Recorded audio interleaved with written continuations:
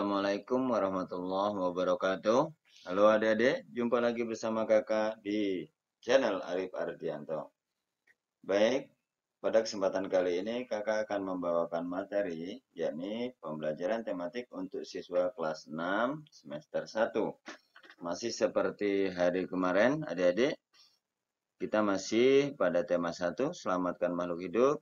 Tema 1, tumbuhan sahabatku. Nah adik-adik, ini ada gambar tumbuhan, hewan, dan anak-anak. Kira-kira kita akan mempelajari tentang apa ini ya? Baik adik-adik, kita memasuki ke pembelajaran 4 dengan muatan kompetensi dasar Bahasa Indonesia KD 3.1 dan 4.1.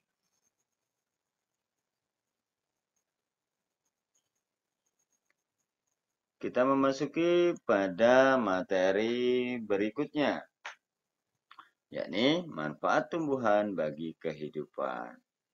Nah, adik-adik, apa-apa saja sih kira-kira manfaat dari tumbuhan tersebut? Ada yang bisa menjawab?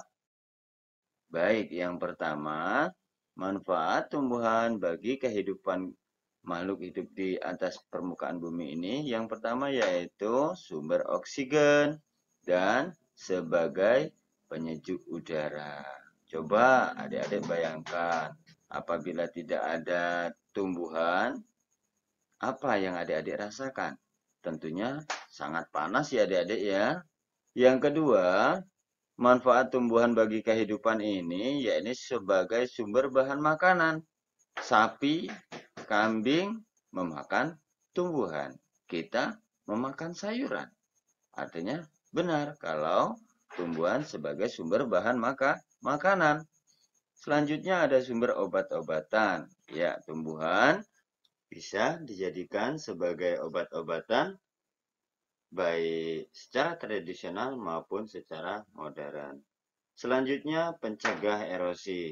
Adik-adik bayangkan kalau hutan sudah tidak ada lagi, maka yang terjadi apa adik-adik? Akan terjadi banjir. Nah, oleh sebab itu tumbuhan sebagai pencegah erosi. Yang terakhir sebagai bahan industri adik-adik.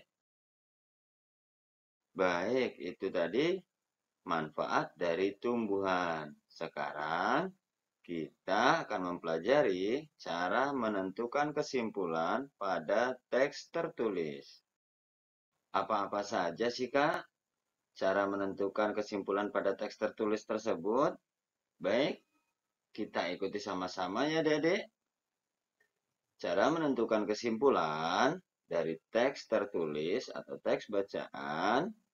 Yang pertama, membaca teks secara keseluruhan. Seperti yang dilakukan oleh adik kita ini. Ya, dia membaca teksnya secara keseluruhan. Selanjutnya, menemukan informasi penting pada teks tertulis tersebut. Seperti yang ada pada halaman 2, paragraf pertama, ini kakak contohkan. Informasi pentingnya memiliki kandungan karbohidrat. Yang ketiga, menghubungkan gagasan pokok dan informasi menjadi satu pertanyaan. Ini kakak contohkan ya adik-adik dari paragraf pertama halaman 2. Mengapa jagung digunakan sebagai makanan pokok? Jadi seperti itu adik-adik ya. Cara menentukan kesimpulan pada teks tertulis. Materi yang berikutnya yakni ciri-ciri kesimpulan yang baik. Nah, adik-adik perlu diperhatikan ya cara mencari kesimpulan. Nah, ini ada ciri-ciri kesimpulan yang baik yang perlu adik-adik ketahui. Yang pertama, kesimpulan tersebut merupakan inti dari teks, baik bacaan atau teks tertulis. Selanjutnya, yang kedua, menggunakan kosakata baku.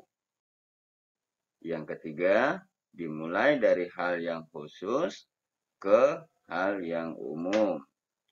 Yang keempat, berisi pesan atau informasi yang ingin disampaikan kepada pembaca. Terakhir, dibuat berdasarkan gagasan pokok dan informasi yang terdapat pada teks dengan kalimat sendiri. Nah, itu tadi adik-adik ciri-ciri kesimpulan yang baik. Nah, adik-adik, ternyata kita sudah sampai di penghujung materi. Sampai jumpa lagi. Kakak ucapkan tetap semangat walau kita harus belajar di rumah saja.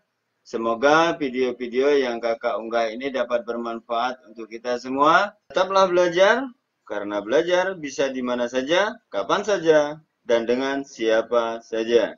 Kembali kakak mengingatkan buat adik-adik semuanya, silakan klik tombol like, tandanya kalian menyukai video pembelajaran dari kakak, tombol subscribe bagi yang belum mengklik tombol subscribe-nya, serta tombol loncengnya. Nantikan terus video pembelajaran dari kakak. Apabila ada salah kata, kepada Allah kakak mohon ampunan. Billahi taufiq wal hidayah. Wassalamualaikum warahmatullahi wabarakatuh. Dadah.